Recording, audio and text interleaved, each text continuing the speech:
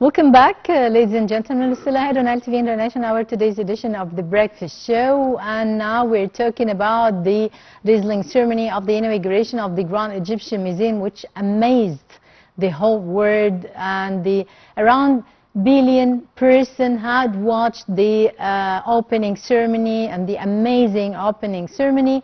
And most of the international and global media had the mass media worldwide had covered the ceremony with 98% of positive or neutral. And also the comments of the Queen of Denmark, Queen Mary, she praised the greatness of the Egyptian civilization, and especially, of course, and the unique of the Grand Egyptian Museum. And she said, if I'm not the Queen of Denmark, I wish I were Egyptian. So this gives us a sort of great feeling of being proud of being Egyptians, of course. And to shed more light about this, we are delighted to be joined here in this studio with our prominent guest, Mr. Ihab Kamel, historian and researcher. Very good morning to you, Mr. Ihab, and thank you for being with us today. Thank you for having me. Well, first of all, of course, before we talk in deep about the anniversary of the tomb of Tutankhamun, I'd like to just give the glimpse about the great ceremony of the opening first. How did you watch it, and the comments that you've been following about this? Well, it's an outstanding event. A very important cultural event, if it's not the most important cultural event in the 21st century. You're talking about the biggest museum in the whole world consecrated for one civilization. If you would think that the Louvre, which is the source of pride of France, is hosting only 35,000... By the way, is it still closed after that stealing incident? Still closed, I think. I have no idea, but I suppose it might be. It's still closed, yes. It's hosting only 35,000 pieces belonging to several civilizations and different historical periods. And the size of the Louvre, it's only 73,000 square meters. Yeah. And the gem is two times and a half of the Louvre. The gem, it's more than that. It's way more than that. We're talking about more than 500,000 square meters. The British Museum, 93,000 square meters, hosting 80,000 pieces belonging to different civilizations. From how many pieces they host, that's another story. That the Louvre has got a collection of 500,000 pieces. The British Museum has got 8 million pieces, which belongs to different civilizations. I believe that our collection is unique, especially the collection of Tutankhamun. The whole display. This on its own is consisting of more than 5,000 pieces. And some unique pieces, like some of the old kingdom pieces, like the statue of Khephren, the solo boat of King Cheops. Yes, of course. The Queen Hatshepsut, of course, the greatest ever, not only the greatest ever queen, but the greatest ever woman in the history. Oh yes. What I'm saying is that the museum is hosting more than one highlight, and every piece of those can take your breath away. Yeah. Imagine looking at the boat of King Cheops, the solo boat, a boat with such a magnitude, in such condition, dating back to the Old Kingdom, 4th Dynasty. For God's sake, we're talking 43 centuries ago. That's something very impressive. The collection of Tutankhamun, and with all its pieces and daily life objects that he had used. The imposing staircase in which you go and you walk around the history, as if you're really, as the Queen of Denmark said, as if you are really walking around the history, between the history, inside, the time, going around the great kings and queens. It's really... I really think we should be proud of something like this because it's a masterpiece of architecture, actually, and the display. Nowadays, building a museum is not something easy. There's now a branch of knowledge that's called museology. Museology, it's how to display, it's the science of building where to display, yeah, the size of the building versus the number of pieces, the lighting, all of that. So I think this museum was built according to the main basis of museology. Yeah. And that's why it took a long time. We're talking about two yes, decades, more than 2 decades to be built. Definitely, so you're talking about a mega project. Yep. So accordingly, I believe that the whole world had the right to be impressed. And in the first day, as yesterday, it was open for the first time for the public, on the 4th of November. It witnessed the visit of around 18 or 19,000 persons or tourists worldwide. You believe that we can, based on this, we can really reach the quota of the tourism that we are, dreaming of or wishing to approach, to get like 30 million tourists a year? The number is the number is not the problem. It's more complicated than that. First of all, we had to identify our brand. What is Egypt's brand in this world? First of all, of course, the cultural tourism. It's cultural #1. tourism. But we got many. Exactly. Yeah. Exactly. Now we're getting about 15 million travelers coming to Egypt every year. But to reach 30 million, that needs investment. Yep. Simply, where they're going to sleep. Yep. Now this Egypt has 230,000 exactly. rooms, from 1 star to 5 stars. Yep. So that needs investments. That needs that the financial foundations, like the banks and so, would take a little bit of risk, because this is a national project. Of course. Yep. Simply because tourism, it can change the whole situation of this country. It's connected with other jobs. Thousands of jobs or millions of jobs, and connected with other fields, many other fields. Oh yes, yes, yep. Exactly.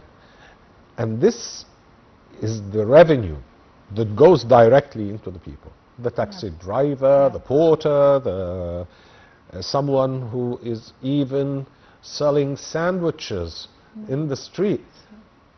Everybody makes benefit out of it and feels it. So I believe we can. Yes, we can. But we need some more investments and identifying the brand. Because 30 million, don't expect that all of them will come for cultural tourism. We haven't got the capacity in the sites for such numbers. So it has to be distributed. We have to open other destinations all over Egypt in order to be able to absorb these millions of travelers who will come to Egypt. Yeah. Of course, when we talk about the 4th of November, we talk about the anniversary of discovery of the amazing tomb of Tutankhamun. And how is it really the story of that boy, Abdul Rasul, and also the role of the minister, the Egyptian minister at that time, to maintain our treasures of Tutankhamun, the discovered treasures?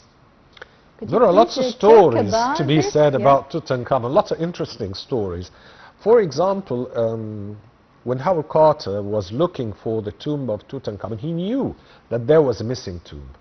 and he had seen some small indications and some very little pieces of antiquities that had shown the name of an unknown king, King Tutankhamun, but he didn't know where to look. You have to understand that. But was the first discovered by coincidence by this boy first, Abdurrasul? Really? No, or not discovery, really but getting it back to. Howard Carter was working in the Valley of the Kings. Mm-hmm. However, the Valley of the Kings was not like nowadays. It was full of rubble and debris. So he was actually looking for something that he didn't know where it was. What it was? What it was. Yeah. To whom it belongs? Nothing. All what he knew, that there's a missing king. So what happened was that this boy from the Abdurrasul family, he worked with Howard Carter like many other workers, and he found a step.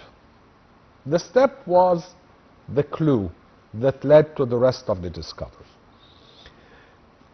Howard Carter was hoping with the Earl of Carnarvon, who at that time was financing his expedition. You know how much he had spent? 1 million English pounds. 1 million English pounds at that time is equal to billions nowadays. And he was hoping that he would get half of the treasure. Of course. But what he had missed was actually because in those days they didn't just come and work like that. No, they needed to have permits. That his permit did not allow him to keep any of these pieces. And when they tried to practice pressure, Murtus Hanna Pasha, the Minister of Irrigation, he stood in the parliament and he protected this, and he said that this will never happen, to the extent that he had sent a police force to close the tomb and guard the rest of the treasure. Wow. Bearing in mind that we were under occupation at that time, of course, and we are challenging the master superpower at that time, Great Britain. But this is how the patriotism is. Of course. Of course, at that time, of course, out of the Egyptians, even under the occupation of the British occupation, So, accordingly, he could not take one piece. So he took the Egyptian government to court. At that time, it was a mixed court. And the mixed court had given him a verdict that he's to keep the pieces. But the government at that time, which was a Wafd government, they took the case to the Court of Appeal, which had abolished the mixed court decision. And that's how Howard Carter could not take half of the treasure. And that's how it had stayed in Egypt. But it does not mean that he did not try. I'll tell you a very interesting story. At that time, because of the laws, there had to be an inspector coming to check that he's working according to his digging license. So he saw a box, written on it, local wine. So he asked from the Ghafir, that's the Arabic word for the guard, to open it. He said, no, I cannot. It belongs to the Khawaga. Khawaga, that's what we call the foreigners. And he said, and it says local wine. He said, open it. When he had opened it, he found the magnificent statue of Tutankhamun as a child, a head coming out of the lotus flower in the form of the god Nefertum. Tutankhamun represented as the god Nefertum, and his head coming out of the lotus flower. And he took it. It's now in the display, by the way. Wow. The whole collection, the whole treasures of the amazing king is over there in his galleries. Oh, yes. Yeah, right. Yes. 5,300 or 5,500 or the exact number? Or what?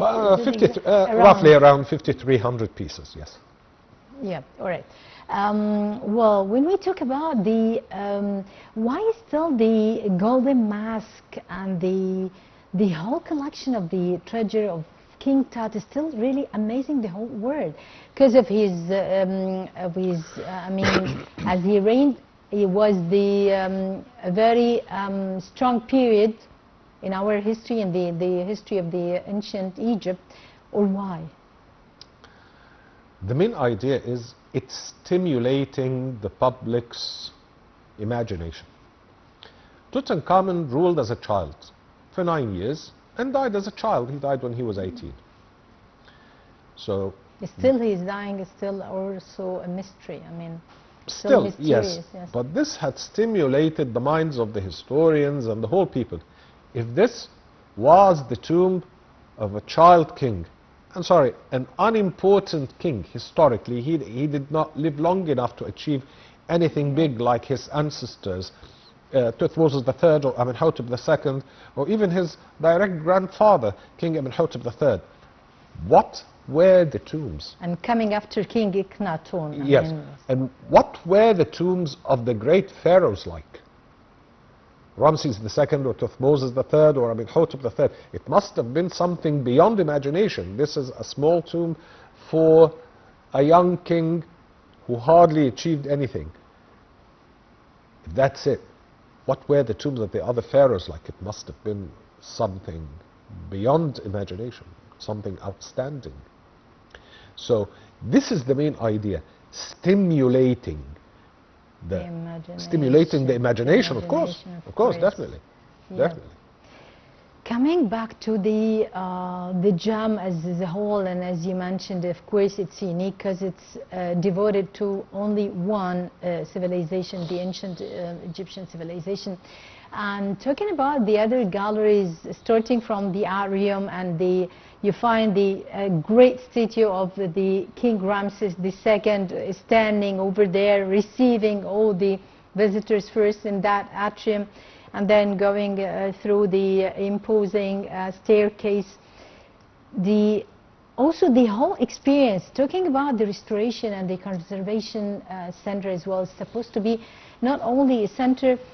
Such specialization have been dominated for long years for the Western researchers, but now we're talking about specialists and expertise, Egyptian expertise in restoration and conservation for our antiquities. So it's also amazing. It's really supposed to, or that's why the gem is supposed to be a global hub for scientific and archaeological hub for civilizations. I have to object. Restoration, it was not dominated completely by the Westerners. Both, sorry, no. Yes. We have to understand that we have the greatest restoration expert in history, in my own opinion, Hajj Ahmed Yusuf. Hajj Ahmed Yusuf, he had restored the boat of King Khufu. Mm-hmm. He worked for 20 years. He had worked in the restoration of Queen Hatep Heres pieces that were discovered by George Reisner in 1925. This beautiful Old Kingdom collection of golden chairs and these beautiful pieces of furniture, they were found in pieces and fractures and fragments, and he collected it and restored it and brought us this magnificent collection. But working together, in this time, what I meant is working together side by side with the Western researchers and experts. They started, but we started very early, early as the 20s. And when we trace the history of those who had worked in restoration, of course, we stand with great respect for Hajj Ahmed Yusuf. Hajj Ahmed Yusuf was not the man of a show, but you will see his photograph next to the boat of King Khufu after he had finished the restoration. He led a team. Yeah, I saw the picture, but I believe we still need a guide. This man needs more credit. And all the restoration experts, they had learned from him, and since the 20s, we had started a very strong base of restoration experts, to the extent now that we teach to other countries and they come to train in our restoration labs. Yeah. The Grand Egyptian Museum, it shows the whole world the greatness of not only the ancient Egyptian civilizations, but also for us now. I mean, Referring to the Egyptology, Egypt is the only country worldwide which has the one science of its name, Egyptology.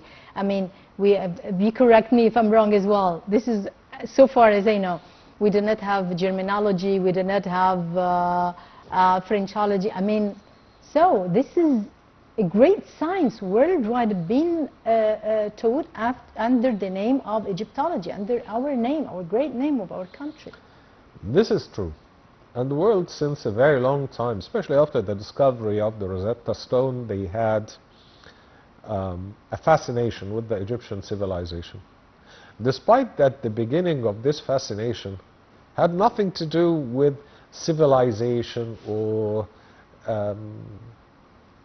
this beauty of this art and all of that. No, it was just trying to prove some biblical stories that there's no evidence that they had happened up till nowadays. No, not one scientific evidence on their existence.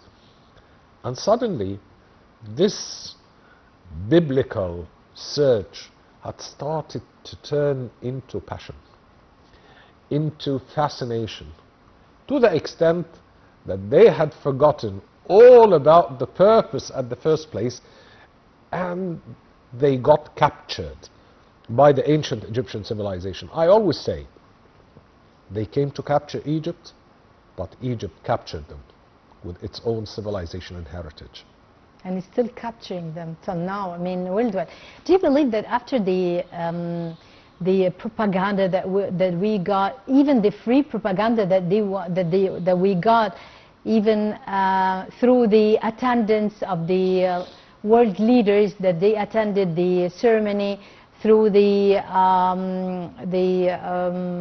transmitting the ceremony on air and free transmission for the whole mass media worldwide.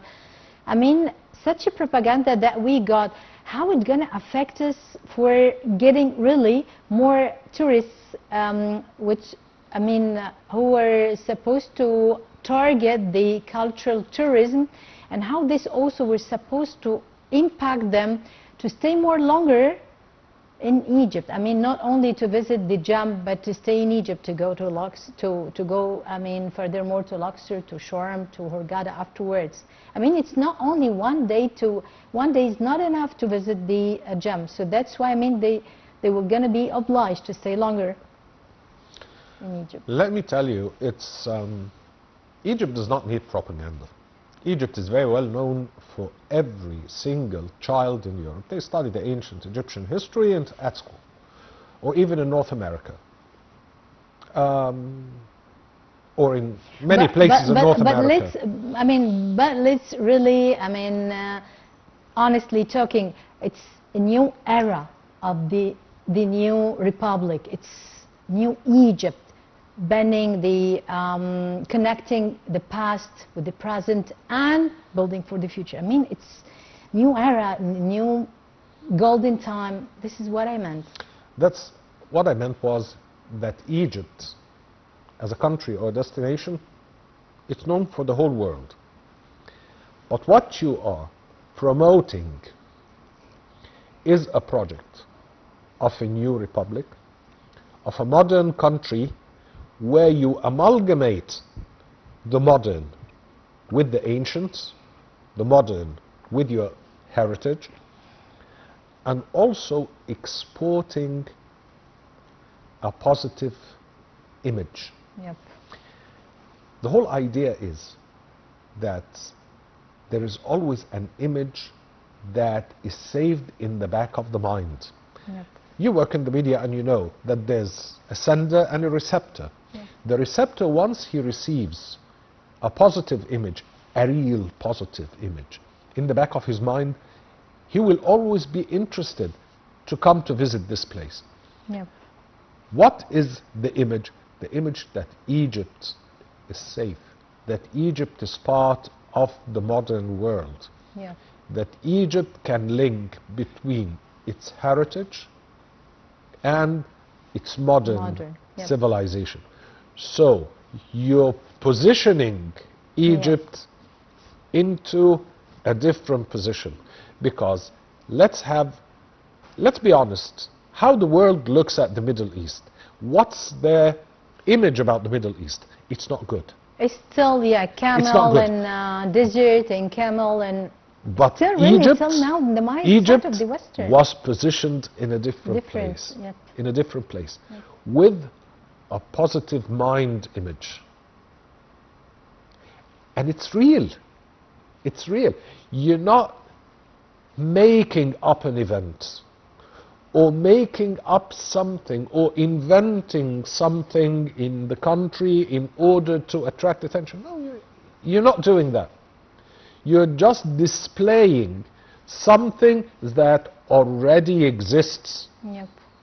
But So how to maintain it and how to you exhibit it, I mean, how you display it, this is the question. The way you display it, the way you maintain it and you display it. I mean, when we talk about any country which do not have half of the treasures that we have, but how the way that they display it, the way they make the ambience, the atmosphere around the museum itself, the display area, the surroundings area, etc. This is how you make your own brand. This is the branding that you make for the treasures that you have. Exactly. Let me ask you a question. This is very important. Why do you think the world... I'm the one you're supposed to ask questions, but anyway, I accept. Why do you think that the whole world was impressed with the Mummies Parade? Of course. Come on, till now. And why? that's why they expected that even more. They got beyond the Mummies Parade. Because they saw how the Egyptians respect their heritage. Exactly. And how do they treat those pharaohs as their kings. The civilization lives under their skin. Yep. So seeing the people for them, it means that we're seeing an image of the ancient Egyptians that had lived thousands of years ago. It's a trip through time. I'm living in a time capsule. This is the whole idea. You have something real.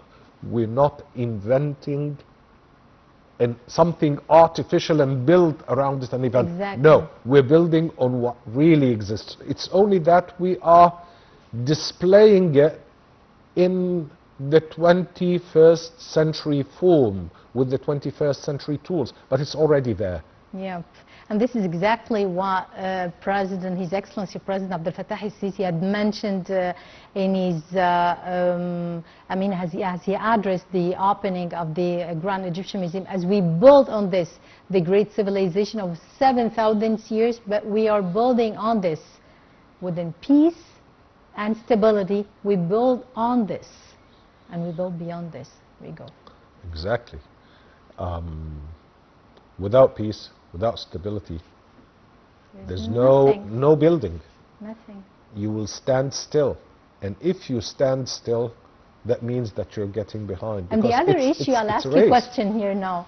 And if you stand here, yes, we have we have a civilization of like more than 7,000 years, and we are standing here, and we are not doing any other more steps forward. So this is not the issue. That we have a great history, great heritage, but we are not building on. Yes, absolutely. The by all gem means. showed Yes, the by all word means. that we are building on. The modern Egypt is building such a great museum, such a great achievement to keep the heritage of the ancient Egypt. It's basically we live in one world, and now boundaries are almost non-existent. And every nation has got to offer a contribution to the world civilization. It's very nice that you would have a great heritage and you're contributing culturally. But on the other hand, we need to think, what are we going to contribute to the modern world with? Exactly. This is a big question. Big question. We need to think it over, and it can take a long time to find an answer.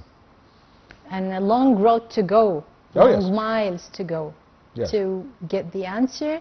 and to show the whole world that we are not standing still, and we are really building on, and we are gonna and we are ready to give more contributions to our heritage and to build our tomorrow, much better tomorrow for our next coming generations. Well, Mr. Ihab Kamel, historian and researcher, many thanks for being with us. Thank you for your time. It was a great pleasure for your insights and your comments. Thank you. The pleasure is mine. Have a nice day. Well, ladies and gentlemen, by this we come to the end of our today's edition of the Breakfast Show. Well, have a nice day. Thank you for watching. And from myself, Hanan El Khouli.